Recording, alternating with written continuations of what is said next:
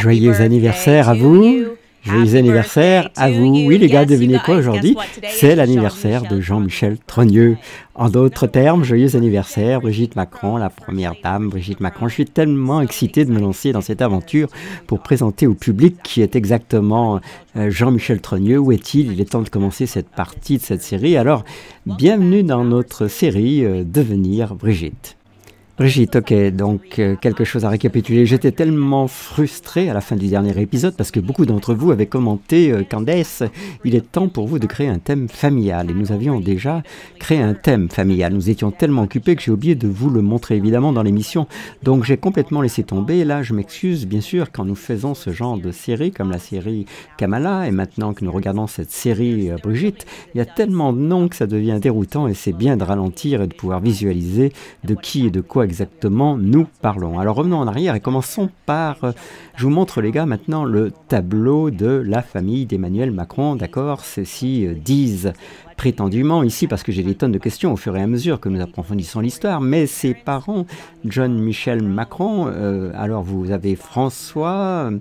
Non, évidemment, nous avons beaucoup parlé la semaine dernière, en particulier de Germain, non, qu'il appelle affectueusement Manette, n'est-ce pas? C'est elle qui a partagé cet amour des livres pédophiles centrés avec son petit-fils. Elle est, comme nous vous l'avons mentionné la semaine dernière, le seul membre de la famille qu'il inclut dans ses histoires d'enfance, tout au long de son autobiographie, qui s'intitule Révolution. Alors, je voulais surmonter ça, je voulais parler de révolution en comprenant que c'est en fait le tableau de Macron et puis bien sûr, comme je l'ai dit, sa mère, ce que nous avons décrit, oui, dans l'épisode de la semaine dernière, où il y a quelques jours, l'épisode était que le docteur Françoise, non sa mère, quand elle a été présentée au monde pour la première fois, elle a été présentée comme une pédiatre qui a aidé d'une manière ou d'une autre le bureau de la sécurité sociale. Et puis nous avons eu cette énorme bombe dans le dernier épisode où nous avons appris, je plaisante, par le travail de la sécurité sociale, nous avons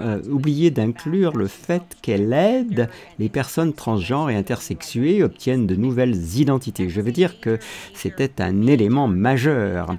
Je veux dire que c'était vraiment explosif et il est important que vous en souveniez au fur et à mesure que nous avançons car cela signifie que la famille immédiate de Macron était impliquée dans l'aide aux personnes qui avaient des problèmes de genre pour devenir quelqu'un d'autre. En d'autres termes, il facilitait la délivrance de véritables cartes d'identité gouvernementale qui permettaient aux gens de se débarrasser légalement de leur ancienne identité et de leur vrai sexe biologique. Nous devons nous réveiller au fait que c'est la réalité du monde dans lequel nous vivons aujourd'hui. Alors qu'est-ce que c'est? Quelles sont les implications de cela? Faisons une pause, quelles sont les implications si je décide, ok, je suis Candace Owens, non, j'ai l'impression d'être né homme et donc je vais changer mon nom. Je vais changer mon nom en Jean-Michel Trogneux, ok? Et puis quelqu'un sort et dit, comme vous savez, Candace Owens, c'est cette personne, puis-je alors les poursuivre en diffamation pour avoir dit que je suis Candace Owens si j'ai légalement changé mon nom en Jean-Michel Trogneux.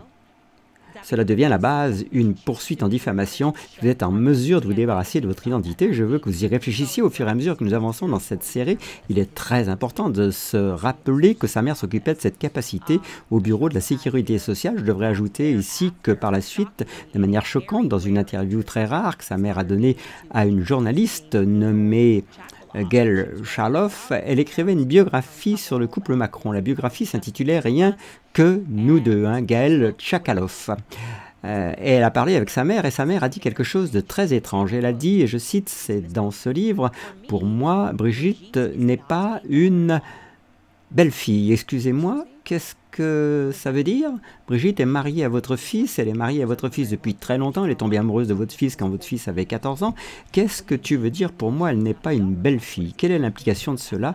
Que ça pourrait être d'autres que pourrait être la première dame pour vous. Alors nous allons juste laisser ça là, ok, maintenant jetons un œil au tableau familial de Brigitte Macron, ok, nous avons d'autres choses importantes à retenir. Donc vous avez Brigitte qui aurait été mariée pendant 32 ans à André-Louis Ozière, ok, et ils auraient eu 3 enfants, Laurence, Sébastien et Tiphaine. Osière. Maintenant, il est important de se rappeler que nous avons abordé le dernier épisode, que la première dame se trompe régulièrement dans ses interviews, comme elle se trompe sur la date du décès de sa sœur. Elle s'est trompée sur la date du décès de sa prétendue nièce, et nous commençons à penser que c'est plus une stratégie qu'autre chose, comme si ce n'était pas juste oublier les dates, c'est parce que vous essayez de semer la confusion dans l'opinion publique, et une grande indication de cela était Tiffen, ok, sa fille s'est trompée sur la date et la manière de l'enterrement de son père dans le magazine Paris Match, Weekly Magazine. Comment est-ce possible? Rappelez-vous que nous en avons parlé, nous pouvons à nouveau faire ressortir ce tableau mystère très étrange concernant ce personnage d'André-Louis Osière. Nous savons à quel point c'était bizarre, nous ne le soulignerons jamais assez. Nous apprenons de son cousin germain, ok, il avait un cousin germain nommé Jean-Louis Osière, et c'est là que c'est devenu vraiment déroutant pour certaines personnes. Il y a un cousin germain, et ce cousin germain a ensuite décrit qu'essentiellement, il avait poursuivi le journaliste pour l'avoir mal identifié sur la photo de mariage. Ce cousin germain s'est alors énervé parce que l'Élysée l'a en quelque sorte poussé à la poursuivre en diffamation en prétendant qu'ils allaient se joindre au procès. Mais ensuite aussi, Brigitte Macron a refusé de simplement dire de remettre cette photo. Ouais, c'est moi sur la photo de mariage. Elle a refusé de le faire et s'est en quelque sorte retirée. Et donc il n'était pas content de ça, les offres. Il n'était pas content. Il s'est senti utilisé par l'Élysée. Il s'ouvre à un journaliste et nous dit des choses vraiment étranges sur l'enterrement de son cousin, sur les funérailles de son cousin, sur la crémation de son cousin, principalement la chose la plus étrange étant que l'Élysée était impliqué, ok? Il voulait s'assurer que ces funérailles soient exécutées comme un voleur dans la nuit, il ne voulait pas que le public l'apprenne, et ils l'ont vu sur la ligne d'arrivée, et pourtant malgré ce morceau, Macron n'a pas assisté aux funérailles de son ex-mari présumé de 32 ans, le père présumé de ses enfants. Nous voulons nous assurer, il est enterré, d'accord, mais nous n'allons pas nous montrer, ni moi, ni le président, n'allons nous montrer, et ensuite Tiffen va juste inventer quelle énorme erreur dans Paris Match et dire que j'ai enterré mon père le 24 décembre, puis nous avons appris que non, il a en fait été incinéré le 28 décembre, c'était un an avant, et c'est la photo que vous utilisez parce que tout a été détruit, d'accord? C'est fou. Alors oui, rappelez-vous que nous avons appris cette information non pas d'un théoricien du complot, nous l'avons appris du cousin Jean-Louis Osière, le cousin d'André, d'accord? Celui qui a poursuivi avec succès Natacha Ray pour diffamation parce qu'elle a supposé à tort que c'était lui. D'accord, ce que nous savons et que nous avons confirmé dans le dernier épisode, c'est que cet homme, nous pouvons vous montrer à nouveau sa photo nécrologique parce qu'aucune autre photo de lui n'existe, de la photo de mariage. Celle-ci, toute sa vie a été détruite. Ce que nous pouvons vous dire, c'est qu'il a en fait existé. Ils ont menti sur l'endroit où il travaillait, la banque dans laquelle il travaillait, encore une fois des tonnes de petits mensonges pour envoyer les gens dans des terriers du lapin afin qu'ils puissent faire une erreur. Mais ce que nous ne pouvons pas vous dire, c'est français ce qui lui est arrivé exactement. Nous ne pouvons pas déterminer ce qui lui est arrivé en nous basant sur le témoignage de son cousin germain, car cela dépend si vous croyez ou non sa partenaire, la femme qui était à ses funérailles, qui a affirmé avoir trouvé des billets pour l'Afrique dans sa poche, qu'il avait vidé tous ses comptes bancaires. Et si vous pourriez potentiellement dire, ou si vous croyez le journaliste de Paris Match, qui a ensuite écrit qu'André a en fait passé les derniers jours de sa vie dans un hôpital psychiatrique gardé par nul autre qu'Alexandre Benalla. Maintenant, nous devons parler de ce type d'accord parce qu'il est important, et il est très important parce qu'il est apparu en fait à plusieurs reprises, mais nous devrions creuser en profondeur pourquoi cette allégation particulière est importante, car il est intéressant de noter que malgré le fait qu'ils adorent poursuivre les gens, ils n'ont jamais poursuivi ce journaliste qui a affirmé qu'Alexandre Benalla, l'ancien chef de cabinet adjoint d'Emmanuel Macron, gardait pour une raison quelconque la porte d'un service psychiatrique d'André. Donc, nous savons avec certitude que l'Élysée était impliqué au moins dans ces funérailles, et ce journaliste a dit cela, donc je pense que nous devrions explorer cela, donc nous devrions parler d'Alexandre Benalla, parce que ce n'est pas une mention subtile d'un journaliste, ok? Nous avions d'abord mentionné Alexandre Benalla dans l'épisode d'introduction, quand nous vous avons parlé de ce genre de choses, je ne sais pas comment le décrire, comme un syndicat presque de pédophiles. Ce sont ces pédophiles accidentels qu'Emmanuel Macron continue de se retrouver autour d'auxquels nous avons mentionné Olivier Duhamel. C'était l'homme qui a été accusé par sa belle-fille d'avoir agressé sexuellement son frère jumeau quand il avait 13 ou 14 ans.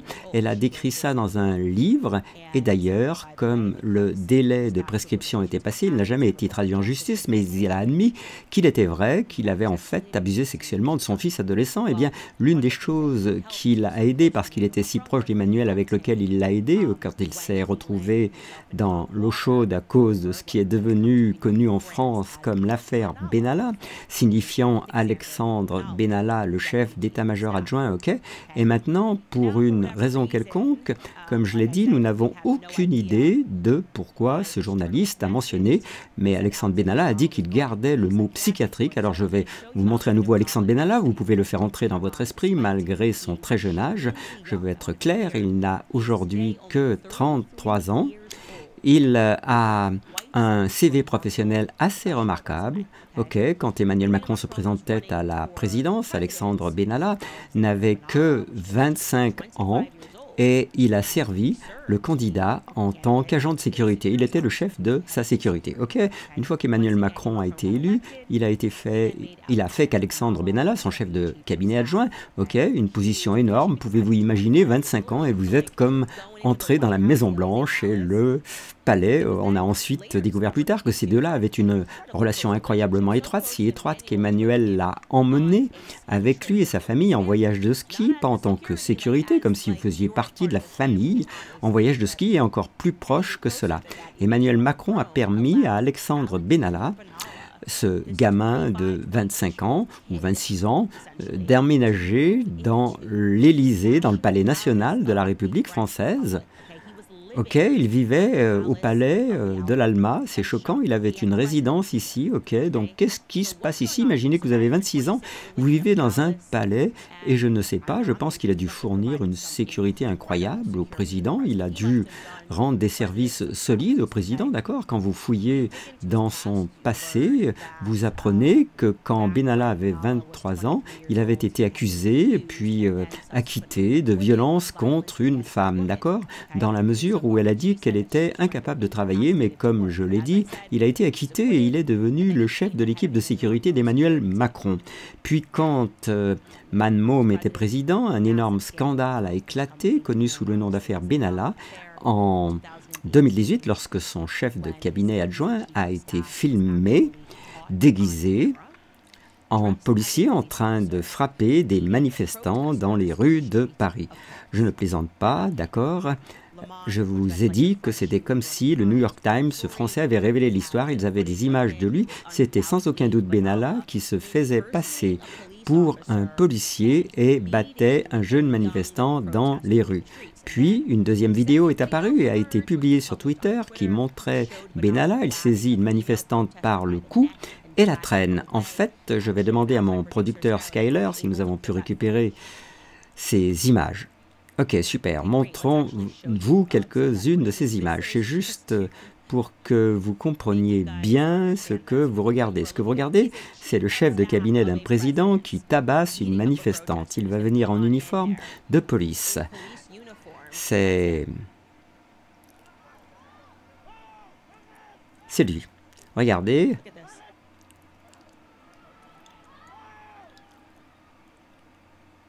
Ça, c'est un chef de cabinet tout à fait normal. C'est ce que font tous les chefs de cabinet dans le monde. On découvrira plus tard que lorsque les gens ont commencé à enquêter sur l'histoire, 3 policiers lui ont fourni des images de surveillance. Alexandre Benalla, ils lui ont donné des images de surveillance qui n'avaient pas encore été rendues publiques, ce qui lui a permis de préparer sa défense. Ce qui nous indique qu'ils ont clairement des liens avec les policiers. Sinon, il n'aurait pas eu l'uniforme à porter, car il prétendait être un policier ce jour-là. Le président Macron était en Australie au moment de cette attaque. Il semblait incroyablement réticent à laisser partir son chef adjoint ou à parler de l'affaire à quelque titre que ce soit, publiquement essentiellement. C'est pourquoi je suppose qu'il a appelé son ami double. Que dois-je faire? Que voulez-vous dire? Que devez-vous faire? Votre chef de cabinet vient d'être surpris en train de frapper des manifestants dans la rue. Pourquoi n'êtes-vous pas simplement plus choqué par cela? Que voulez-vous dire? Que faites-vous? Et il semble qu'Emmanuel Macron ait pu être si préoccupé par cela qu'il a essayé d'aider Alexandre. Maintenant, pourquoi est-ce que je fais cette supposition à nouveau? C'est une supposition, pas un fait, mais ce qui est un fait est qu'Alexandre Benalla, quand il a été interviewé sur le scandale, personne d'autre que Mimi Marchand n'était dans la salle pour l'aider à parler à la presse. Mimi Marchand, oui, la papesse célèbre de la presse qui pouvait faire paraître n'importe quoi dans la presse, tout ce qui était retiré de la presse, une femme qui pouvait amener la presse à dissimuler des accusations de pédophilie pour ses amis, ok. Finalement, comme le scandale a complètement englouti l'Élysée, ils ont en fait dû démettre Benalla sur le papier, du moins, je veux être clair, sur le papier. Il a été libéré parce qu'un autre scandale a éclaté. On découvrirait plus tard que quelques mois plus tard, ils ont réalisé qu'il ne l'avait pas fait. En fait, il a retiré ses passeports diplomatiques et malgré son licenciement apparent, plusieurs mois plus tard, il a utilisé ses passeports diplomatiques pour voyager et rencontrer des dirigeants africains, dont le président du Tchad, un homme nommé Idriss Déby. Maintenant, pour les gens qui regardent cela depuis l'Afrique, vous regardez ce type qui se dit, n'est-il pas mort quelques années plus tard dans une sorte de scénario occidental stéréotypé où soudainement un groupe de rebelles se lève? Donnez-moi une situation de type mafia et les rebelles sont tellement mécontents qu'ils tuent le président. Ouais, c'est ce qui est arrivé à ce type au Tchad, ouais. Mais je suis sûr que c'était totalement organique et que les gens étaient vraiment mécontents dans les rues et que l'Occident n'avait rien à voir avec ça. Néanmoins, Alexandre Benalla rencontrait ce type avec des passeports diplomatiques après avoir été renvoyé. C'était donc une deuxième partie du scandale. Il est ensuite apparu que pendant qu'il travaillait pour Macron, Alexandre Benalla, ce roi de 26 ans, vivant à l'Élysée, avait en fait contracté des liens financiers avec deux oligarques russes qui étaient censés être membres de la mafia russe. Oups, encore une fois, je suppose que tout le monde autour de moi est accusé d'être soit un criminel, soit un pédophile. Alors ce que je veux dire est toujours si innocent dans cette fosse, ça leur arrive sans arrêt. Ils essayent de travailler avec de bonnes personnes, ils essayent vraiment de s'entourer de bonnes personnes. Je jure que c'est tout le monde autour d'eux, ce n'est pas juste eux. Je pense que nous devrions en fait jeter un œil ici à cet extraordinaire syndicat qui émerge autour d'eux parce que nous avons couvert beaucoup de ces personnes. Donc Michel Macron, évidemment, le pop-up là-haut à gauche, à droite des médias français, nous savons qu'elle a été en fait dans la saleté, elle a été expulsée pour extorsion, vous l'appelez, elle en a été accusée, une femme qui, nous le savons, avait la capacité, la seule personne par laquelle les gens devaient passer pour obtenir des photos du passé de la première dame. Elle possède la meilleure image, d'accord? Et vous me dites que c'est la seule personne qui peut produire des images du passé de Brigitte Macron avant qu'elle ne devienne professeure ou enseignante. Cela semble un peu suspect. Alors en dessous d'elle, nous avons Bernard Arnault, l'homme le plus riche du monde parce qu'il contrôle LVMH, et nous avons mentionné son gendre Xavier Niel qui était l'intermédiaire entre Mimi Marchand et le premier couple. Mais je veux que vous sachiez aussi que LVMH possède Paris Match, ok, donc c'est là qu'elle met toutes ces images retouchées. Je dirais des images retouchées de Brigitte pour que tout le monde pense qu'elle est jeune et irrésistiblement sexy. Elle travaille là-dessus. Alors nous allons sauter dans le coin droit. Là nous mentionnons Nicolas Ghesquière et la personne qui habille la première dame, également sous l'empire de LVMH, celui qui met juste des personnes transgenres partout où il peut. Honnêtement, vous devriez juste googler Nicolas Ghesquière parce que nous n'avons même pas effleuré la surface en termes de dévouement à la cause trans et d'amener tous ces modèles trans et de les mettre sur le podium et d'essayer de trans, tout ça. Je suis sûr que Brigitte Macron est exactement qui il dit être et juste, je ne sais pas, il veut juste habiller Brigitte Macron pour une raison quelconque. C'est ce que c'est Alors, bien sûr, comme nous l'avons mentionné, la mère d'Emmanuel Macron, Françoise Noguès, que nous connaissons, s'occupe de son travail pour essayer d'obtenir de nouvelles identités pour les personnes qui souffrent de problèmes d'identité. Et ce, d'ailleurs, c'est légal maintenant. D'accord. Et puis, nous avons là-bas, en bas, celui dont nous venons de parler, c'est Alexandre Benalla. Alors, rassembler tout ça, d'accord, avec la falsification, l'extorsion et plus important encore avec l'accès à une femme qui peut faciliter le changement d'identité. Il ne suffit pas à toute personne enquêtant sur cette affaire de poser des questions comme « Est-ce que Brigitte Trogneux sur la photo de mariage ?» Vous remarquerez que nous n'avons pas posé cette question lorsque mon équipe juridique s'est impliquée. Nous n'avons pas dit « Est-ce Brigitte Trogneux sur la photo de mariage ?» Nous avons dû demander quelque chose de plus spécifique. Est-ce l'actuelle première dame de France, Brigitte Macron, photographiée ici sur cette photo de mariage, d'accord? Et c'est là que ce couple devient vraiment silencieux, ils ne veulent pas répondre à ces questions. Vous comprenez ce que je veux dire ici, d'accord? Parce que nous pouvons confirmer qu'il s'agit bien d'une photo d'une femme nommée Brigitte Trogneux sur cette photo de mariage. Où se trouve cette Brigitte? Nous ne pouvons pas confirmer parce que la première dame refuse de répondre. Elle a une belle-mère qui aide les personnes transgenres à obtenir de nouvelles identités, donc vous devez essentiellement comprendre que vous pouvez simplement prendre le nom de quelqu'un, vous pouvez devenir quelqu'un d'autre à tout moment, maintenant, légalement, quand vous devenez transgenre. Ok, cela nous amène à Jean-Michel Trogneux. Ok, nous devons évidemment en parler. C'est le frère de Brigitte Trogneux. Aujourd'hui, c'est son anniversaire. Joyeux anniversaire, Jean-Michel Trogneux. Il est vraiment important que nous en apprenions plus sur lui. Un gars qui était si proche de sa sœur, deux personnes différentes. Sa sœur a mordu, qu'elle a fait de lui le témoin à son mariage, mais ensuite, il a été complètement absent de toute mention quand la première dame, Brigitte Macron, est arrivée au pouvoir et semblait avoir voulu laisser cette personne passer entre les mailles du filet malgré tout ce qui était écrit sur sa famille et d'où elle venait. Il n'y a eu aucune mention de Jean-Michel Trogneux. C'était le chien qui n'aboyait pas. Nous allons parler de lui. Nous allons permettre à ce chien d'aboyer. Très bien, parlons de la drogue. Jean-Michel, non, c'est à la mode en France. C'est explosif. Tout le monde sait qu'il se passe quelque chose ici, mais le monde anglophone n'a pas compris ce qui se passait. Et il y a beaucoup de questions, même dans le monde francophone. Ils ne comprennent pas pourquoi Xavier Poussard n'a pas été poursuivi pour diffamation, mais Natacha Ray l'a été. Quelle est la différence? Xavier Poussard a toujours été très clair avec moi sur le fait que sa percée majeure est venue grâce au travail de Natacha Ray. Elle est venue le voir et a d'abord dit comme ça, c'est Jean-Michel Trogneux. Non, j'ai travaillé là-dessus, alors où a-t-elle échappé le ballon ou n'a-t-elle pas échappé le ballon? C'est là que ça devient vraiment intéressant et c'est pourquoi il était si important pour moi de ralentir cela pour vous, que nous parlions de deux individus différents. Jean-Michel Trogneux et sa sœur Brigitte Trogneux. Ce que vous devez savoir sur Jean-Michel Trogneux, c'est qu'il est né le 11 février 1945 et concernant son existence, il ne peut y avoir aucun doute. En fait, c'est un contraste frappant avec le fait d'essayer de se pencher sur Brigitte Trogneux, contrairement à sa sœur Brigitte Trogneux, qui, comme son mari, semble avoir presque toutes les traces de son existence magiquement effacées, détruites. Vous ne pouvez pas mettre la main sur des documents. En fait, Brigitte Trogneux, personne qui prétend être dans l'Élysée en tant que Brigitte Macron, vous pensez qu'il serait très facile d'obtenir des photos d'école d'elle, vous ne pouvez pas les obtenir. Xavier Poussard a suivi des procédures judiciaires afin de mettre la main sur un annuaire qui devrait être fourni par la loi. Ok, elle est allée au Sacré-Cœur, j'espère que je dis ça ok en français, Sacré-Cœur, et ils sont censés vous donner l'annuaire pour que vous puissiez regarder une photo. Malgré cela, l'école refuse de le faire. Maintenant, pourquoi une école refuserait-elle de vous donner une photo de la première dame en grandissant? Pourquoi ne pouvons-nous pas voir des photos de la première dame dans les annuaires qui existent?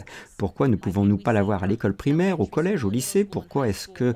C'est parce que toute trace de l'existence de Brigitte Trogneux est impossible à trouver. C'était aussi difficile, mais pas impossible pour garder des trucs sur Jean-Michel Trogneux, et nous avons pu reconstituer une chronologie très claire de son existence jusqu'à ce qu'il tombe comme par magie d'une falaise. Alors nous allons vous guider à travers cette chronologie. À travers cette chronologie, donc Jean-Michel vous a dit né en 1945. Nous savons alors qu'il commence à fréquenter une académie jésuite. Nous avons plusieurs photos de lui dans une académie jésuite et je vais vous en montrer une, je crois que nous avons ici, ouais, donc si vous regardez là, tout à droite en bas, vous verrez que c'est Jean-Michel Trogneux, ok? Et comme je l'ai dit, je vais sauvegarder certaines des photos que nous avons parce que Xavier Poussard va être notre prochain épisode, cette interview, et ce qu'il a travaillé pour mettre la main dessus est explosif et je ne veux pas gâcher ça pour lui en revenant dans notre chronologie. En 1953, sa petite sœur Brigitte Trogneux est née, puis nous savons, comme je l'ai dit, qu'il a continué à fréquenter cette académie jésuite, puis nous avons cette célèbre photo de famille de 1944 dont la meilleure image a été communiquée au réalisateur du documentaire qui avait l'impression d'être pour une raison quelconque interrogé par le pilote qui la traitait comme si elle était interrogée. Elle a pu mettre la main sur cette photo de famille de 1955 à 1956. Il est de retour à l'école. Nous aurons ces photos de classe à votre disposition dans l'interview de Xavier dans notre sit-down que nous publierons ensuite. En 1960, Brigitte et Jean-Michel Trogneux, sœur Marie, décèdent dans un accident de voiture avec son mari. Le 24 février, leur fille Nathalie, 5 mois à l'époque, survit et se marie avec un gars nommé Richard et ils ont 2 filles. En 1963, le public est alors donné une photo de ce qu'on nous dit être la vraie Brigitte Trogneux. À la communion, nous remarquons que cela ne ressemble pas à la première dame actuelle. Et la première dame actuelle a jusqu'à présent refusé de répondre à ma question de savoir si oui ou non, si c'est Brigitte Trogneux sur la photo, mais si c'est elle ou non sur la photo. Différenciation importante en 1963, Jean-Michel Trogneux vivait à Algérie, en février, donc il avait 18 ans. C'est une chose très inhabituelle, comme Xavier me l'a dit, parce que c'était juste après la guerre sanglante d'indépendance, l'Algérie obtenant son indépendance de la France. Et il a dit qu'à cette époque, aucun Français n'est allé en Algérie à moins qu'il ne soit communiste. Mais nous savons qu'il était là parce qu'il y avait une photo disponible et nous sommes soudainement désireux d'avoir une photo de lui à cette époque parce que eh bien maintenant nous ne parlons pas de photos d'enfants qui semblent être la seule chose que Brigitte Macron veut publier. Une très petite quantité, un total de 3 photos qui ont été publiées, ne veut pas publier de photos plus anciennes jusqu'à ce que soudainement Brigitte Macron est un professeur. Oh, je suis professeur, on est en quelque sorte en train de rater ces années importantes de sa vie qui nous permettraient de voir le visage muter au fil du temps. Cette prochaine photo que je ne vais pas vous montrer parce qu'elle est explosive et il a fallu des années à Xavier Poussard pour l'obtenir. Il met la main sur une photo de Jean-Michel Trogneux qui est inscrit à l'ESTB, TP School, qui est une école d'ingénieurs française, qui devient la dernière photo vérifiée que nous avons dans nos archives, mais je veux que vous notiez qu'il a 18 ans à ce moment-là. Vous prenez n'importe quelle personne, vous prenez une photo d'elle quand elle a 18 ans, et il est très difficile de dire que vous vous attendiez à ce que cette personne soit très différente des décennies plus tard, parce que vous êtes un jeune adulte. En remontant dans cette chronologie, nous savons alors que la vraie Brigitte Trogneux épouse André-Louis Hozières, devenant Brigitte Hozières. Nous avons une annonce de mariage, nous avons une photo de mariage, c'est réellement arrivé et c'est la photo sur laquelle Natacha Ray a fait une erreur malheureuse et totalement compréhensible. Et puis, comme je l'ai dit pour une raison quelconque, Jean-Michel disparaît photographiquement. Il disparaît et puis cette chose incroyable se produit en 1977 lorsque les gens ont commencé à reconnaître que leur première dame, quelque chose dans l'histoire n'avait pas de sens, lorsque les gens ont commencé à parler de leurs soupçons selon lesquels ils regardaient un homme transitionner. Pour de nombreuses raisons, ils ont pu déterrer une interview, d'accord, de 1977 et c'est un homme qui dit qu'il est transitionné et qu'il vit en tant que femme nommée Véronique. Maintenant, pour mes auditeurs anglais, cela va être un peu déroutant pour vous. Alors, je vais vous décrire pourquoi c'était si explosif. Chaque personne qui parle, vous pouvez transitionner votre nom, vous pouvez essayer de parler sur un ton différent. Mais vous avez des tics, vous savez presque des choses que vous dites que vous ne reconnaissez même pas, que vous dites des mots sur lesquels vous pourriez compter. Et pour la première dame Macron, ce tic, pour ainsi dire, c'est qu'elle dit, c'est-à-dire que certaines personnes pourraient dire, comme vous savez, comme j'allais aimer le magasin, et comme son tic, c'est-à-dire, donc... Nous avons cet individu qui apparaît, ne montre pas son... Enfin, en soi, c'est une ombre sur ce talk show de 1977 qui dit que son nom est Véronique et qu'elle a fait sa transition et que la personne a exactement la même voix que l'actuelle première dame de France et le même tic. Et bien sûr, à l'époque où la première dame faisait toutes ces interviews, elle n'aurait jamais pensé que le public allait déterrer cette vieille interview de cette personne transgenre dans un talk show, disant que c'est-à-dire, encore et encore. Donc je vais jouer un petit extrait de cette interview. Bien sûr, c'est en français, donc ça ne dira rien aux auditeurs anglais, mais ensuite, je vais vous lire la transcription parce qu'il y a d'autres coïncidences importantes qui se sont produites. Écoutez. Je crois qu'en fait, il n'y a pas de transformation parce que le psychisme est déjà féminin et l'individu, en l'occurrence moi, est déjà préparé à ce genre de mutation par nécessité, en ce sens qu'on se sent femme et on régularise une situation sans plus. Il n'y a pas mutation, il y a régularisation. Vous êtes devenue complètement femme, donc vous avez été opérée il y a combien de temps? J'aime pas tellement le mot devenir complètement femme. Oui. C'est-à-dire que nous devenons une sorte de femme pouvant copuler, mais ne pouvant pas procréer. Oui. De là des problèmes juridiques d'ailleurs, dont on parlera après. C'est-à-dire que l'intégration se fait sans problème sur le plan individuel, il n'existe que sur le plan social. Now, essentially, someone in the chat here just said that's her voice, but also someone... Maintenant, essentiellement quelqu'un dans le chat ici vient de dire que c'est sa voix, mais aussi quelqu'un qui a dit dans le chat que cela, vous pourriez vous référer à cela comme une empreinte vocale. C'est une façon parfaite de dire que c'est une empreinte vocale. Il y a des choses dont vous ne pouvez tout simplement pas vous débarrasser, mais aussi, même lorsque vous transformez votre identité, vous avez toujours une identité, vous avez toujours des intérêts qui ne disparaissent pas comme par magie si vous changez de nom, ok? C'est pourquoi je vais vous dire ce qu'elle dit dans le script. Si je suis Candace Owens, même si je change mon nom en Jean-Michel Trogneux, non, ça ne me transforme pas mon intérêt, ça ne me fait pas j'aime la nourriture italienne, je ne vais pas soudainement ne pas aimer la nourriture italienne parce que je deviens Jean-Michel Trogneux. Je ne vais pas soudainement ne plus m'intéresser à l'affaire Blake Lively et à Ryan Reynolds parce que j'ai changé mon nom légalement en Jean-Michel Trogneux. Et donc cette interview a été explosive quand elle a été publiée à cause de choses que Véronique a dites. Donc je vais vous sortir la transcription en anglais et vous lire ce que cela traduit. Donc l'intervieweur demande, il dit au public, je ne peux que garantir l'authenticité du témoignage de Véronique. Véronique, j'aimerais savoir si lorsque vous avez eu cette opération, qui est celle que vous avez eue, c'était un moment difficile pour vous, était-ce juste l'aboutissement de quelque chose qui s'était passé avant? Je ne pense pas qu'il y ait de transformation parce que la psyché est déjà féminine et l'individu, dans ce cas, l'est déjà préparé à ce genre de mutation par nécessité, dans le sens où nous nous sentons comme des femmes et nous normalisons simplement une situation. Il n'y a pas de transfert, il y a une normalisation. L'intervieweuse dit donc que vous êtes complètement une femme. Il y a combien de temps avez-vous subi l'opération?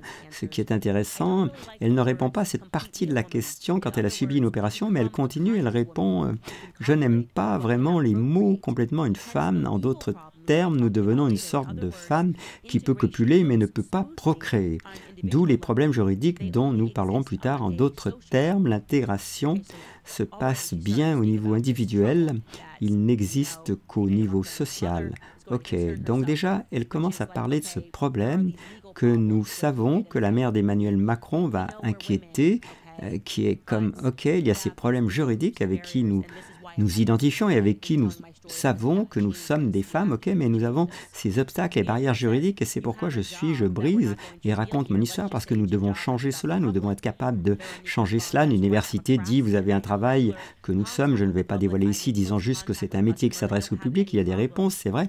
Je suis artisan, j'ai des contacts réguliers avec le public, je suis en contact étroit avec les clients, je n'ai pas de problème, j'en avais avant parce que j'avais un genre phénotypique, c'est-à-dire une apparence ambiguë, il me prenait pour ce que je n'étais pas, un homosexuel, ce qui n'était pas le cas, ni dans mon comportement, ni dans ma façon de penser. Mais malheureusement, cette image a abouti à une Non-intégration, c'est partiellement coupé ici pour moi, mais ça dit non intégré. Et en fait, j'ai normalisé une situation pour mon intégration et je vis très légalement et honorablement à des fins d'état civil. Il est possible de changer son prénom en un prénom ambigu, c'est très important, car cela permet l'intégration ou la pseudo-intégration dans la société, dans le sens où il y a toujours des problèmes, mais ils peuvent être résolus administrativement d'un commun accord, mais légalement, il n'y a pas de solution, contrairement à toutes les législations étrangères, sauf la législation belge qui est calquée sur la nôtre. L'intervieweur demande alors si vous sentez que vous êtes maintenant complètement vous-même et je n'ai aucun problème d'identification depuis ton opération. Véronique dit à vrai dire, je n'avais que des problèmes d'identification envers les autres, pas avec moi-même. Je me voyais comme ce que j'étais, une femme avec un corps qui ne lui appartenait pas. C'est très difficile de concevoir pour quelqu'un qui est bien dans sa peau. J'utilise le terme bien dans sa peau parce que c'est l'image typique, parce que je n'avais aucun problème, mais les gens ont créé des problèmes. Maintenant, je n'ai aucun problème. À vrai dire, cette opération, c'est l'ablation de cet organe inutile dans notre cas, car il est là à la fois inutilisable et inutilisé. Et l'intervieweur lui demande « Est-ce que tu vis seule ?» Véronique dit « Je ne suis avec personne, mais j'ai vécu avec une femme et conçu cette union à la manière de George Sand et Chopin. » Chopin était probablement un transsexuel, son style de mélodie, la façon dont il joue le montre assez clairement. Je pense que l'image qui a été donnée de l'union est une image caricaturale déformée qui ne correspond pas du tout, c'est très important, ok? Et là, ce tic de discours, c'est exactement comme celui de Brigitte Macron, si vous parliez français, vous comprendriez, mais elle a aussi mentionné le compositeur de musique Frédéric Chopin et a mentionné les poètes gays, Paul Verlaine et Arthur Rimbaud. Maintenant, pourquoi est-ce important?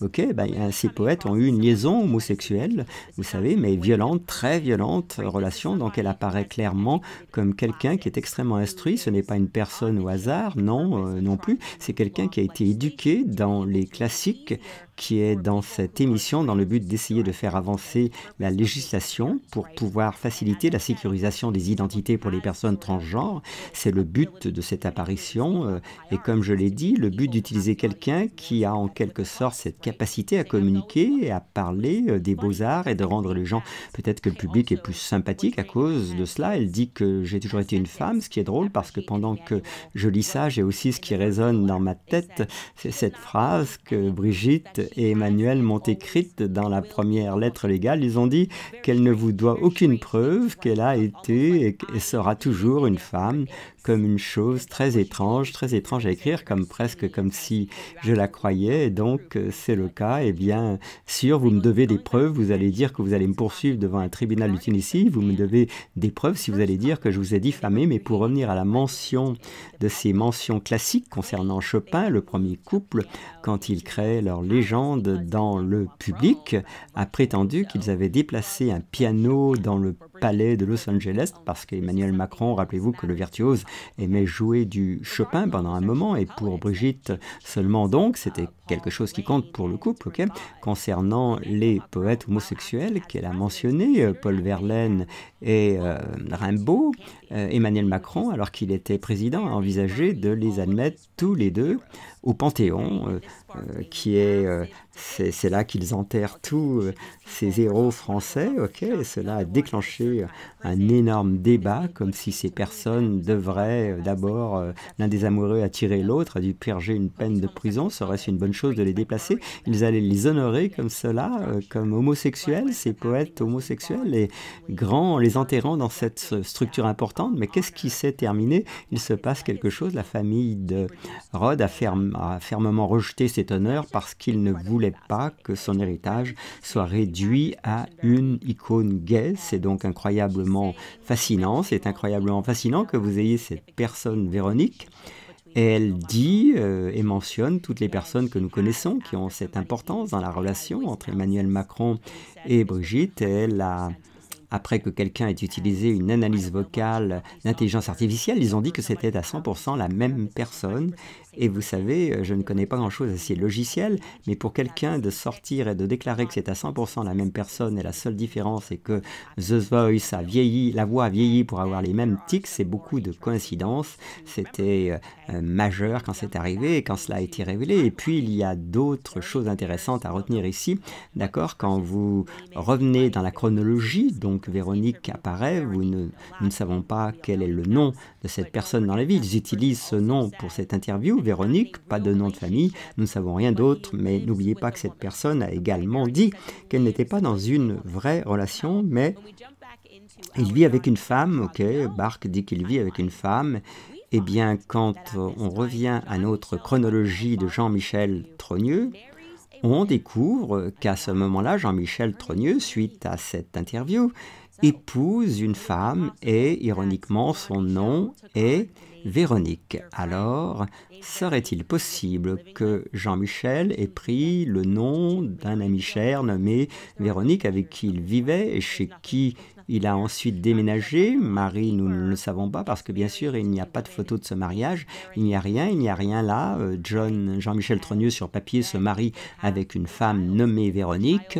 Véronique Dreux, ok, et puis ils ont un enfant en 1982 nommé Jean-Jacques, c'est le Jean-Jacques qui ressemble énormément à Emmanuel Macron, et puis peu de temps après, en 1987, Jean-Michel divorce de Véronique Dreux. Alors, mesdames et messieurs, que se passe-t-il sérieusement, comme ce qui se passe dans cette histoire? Que se passe-t-il? Comment avons-nous, ces acteurs qui sont incapables de produire des images de ces choses très pertinentes qui se sont produites dans leur vie? Vous savez, où est Jean-Michel Trogneux? Vous êtes marié avec une femme, y a-t-il pas de photos de ton jour de mariage? Non, tu as juste dit et tu as décidé de tomber d'une falaise et d'arrêter d'être photographié au même moment où Brigitte Macron, le professeur est né soudainement comme plus de photos pour toi. Que se passe-t-il ici? Pourquoi avons-nous une situation dans laquelle les écoles qui sont légalement tenues de publier des photos? Je crois que la loi en France est qu'après 50 ans, n'importe qui peut obtenir n'importe quelle photo de quelqu'un qui est à l'école, n'est-ce pas? Vous pouvez publier les photos du carnet d'adresse. Pourquoi refuse-t-il de publier des photos de qui était censée être la première dame à l'école primaire, au collège et à l'université? Pourquoi ne pouvons-nous pas obtenir ces photos? Pourquoi les gens doivent-ils passer par le tribunal et être GID pour obtenir ces photos si c'est vraiment toi, Brigitte Macron, et que tu n'as pas pris l'identité de ta sœur? Si c'est vraiment toi, pourquoi as-tu du mal à répondre à des questions de base? Oublie les conspirations. Pourquoi refuses-tu de répondre à des questions de base tout en essayant de pousser les gens à poursuivre pour diffamation en attendant que les gens fassent des erreurs? Pourquoi ne pas simplement clarifier? Es-tu la même personne que celle représentée sur cette photo de mariage? Es-tu Brigitte Trogneux? Quelle question plus basique aurais-je pu te poser que si tu avais donné naissance à 3 enfants, Brigitte Macron. Ok, ne laisse pas les gens et les médias te manipuler en te faisant croire que tu demandes quelque chose qui est une invasion de ta vie privée. C'est complètement fou, ok? On est au-delà de la folie quand on parle de questions aussi basiques qui auraient pu mettre un terme à tout ça il y a longtemps, et on est là depuis 8 ans, préférant plutôt essayer légalement de tromper les gens, de les effrayer, de les intimider, d'envoyer des voyous potentiellement, ok? Et quand on regarde cette nébuleuse, quand on regarde ce qui se passe autour de toi et les seconds rôles d'Emmanuel Macron et de Brigitte Macron, te sens-tu à l'aise avec ce qui se passe ici? Est-ce que c'est tous les jours que tu as besoin d'avoir autour de toi quelqu'un qui falsifie des documents? Mimi Marchand, elle est toujours en procès en ce moment, quelqu'un qui a été largement impliqué dans l'extorsion, qui est en procès en ce moment même pour extorsion. Est-ce normal de continuer à avoir autour de toi ce genre de membres de gang, des gens qui peuvent contrôler les images, qui peuvent éditer des images et les mettre en scène? C'est dans la presse, comment allons-nous accepter ça comme en tant que public, comme quelque chose de complètement normal qu'il continue à atterrir dans ces scandales pédophiles, ou allons-nous reconnaître que quelque chose de très sinistre se passe entre Emmanuel Macron et Brigitte Macron? Ils ne se présentent pas comme ce qu'ils prétendent être, comme ce qu'ils disent être. Je crois qu'ils ont été préparés pour ce poste. Je crois surtout qu'Emmanuel Macron, sans aucun doute, a été préparé par Brigitte. Il n'y a aucun doute là-dessus. La seule question qui reste est qui diable est Brigitte Macron? Et la réponse évidente pour moi, et après avoir vu ces photos que vous allez voir, une en particulier de l'époque où Jean-Michel Trogneux avait 18 ans, vous allez tomber comme je l'ai fait quand je l'ai vu, c'est juste que c'est complètement fou, c'est complètement fou. Et heureusement pour le travail de Xavier Poussard, la seule chose qui l'a aidé à ne pas faire d'erreur était qu'il utilisait un programme d'intelligence artificielle que le Forum économique mondial a classé comme logiciel de détection faciale numéro 1, ce qui lui a permis d'éviter de faire des erreurs. C'est le même programme qui est utilisé par la Chine à bien sûr un système de crédit social, et il faut pouvoir distinguer les visages de chacun, des visages très similaires, et ce logiciel a été classé comme le logiciel numéro 1 pour pouvoir faire ça. Donc quand il a pensé à quelque chose, il a exécuté le logiciel, comme pour la photo de mariage, il a exécuté le logiciel, il a dit « je sais que ce type ressemble à ce type, mais le pourcentage de ce logiciel dit que le cousin et l'homme sont deux personnes différentes ». Il n'a donc pas suivi cette théorie, il ne s'est pas basé uniquement sur son instinct, il était également aidé par un logiciel qui lui donnait des réponses avant même qu'il ne sache vraiment quelles étaient les réponses. Nous en dirons plus à ce sujet lorsque je m'assoirai avec lui, mais sachez que le logiciel qu'il utilise a la bénédiction du Forum économique mondial, et je pense que nous avons tous compris que ce forum est assez diabolique et qu'ils veulent que nous puissions tous être identifiés. J'ai dû tester le logiciel moi-même pour y croire. C'est incroyable, vous pouvez prendre une femme de 6 ans, elle aurait pu en avoir 20, chirurgie au visage pour transformer son visage, ça ira toujours, c'est 80% de chance. Je n'ai jamais rien vu de tel, ça me terrifie un peu pour notre avenir, ça me terrifie pour l'intelligence artificielle en général, mais pour les besoins de son enquête, ça lui a vraiment permis de trier les choses, et il n'y a aucun doute en voyant cette technologie dans mon esprit que Jean-Michel Trogneux et Brigitte Macron. La seule question que j'ai, c'est qu'est-il arrivé à sa sœur Trogneux maintenant, et vous y arriverez aussi, comme je l'ai dit, je ne voulais pas nous donner trop de spoilers avant l'interview, je m'assois avec lui, mais il y a juste plus, il y a tellement plus à déballer, la connexion Rothschild, les emplois qu'il a eus, qu'il ne méritait pas, Emmanuel Macron, et comme je l'ai dit, nous arrivons à toutes ces choses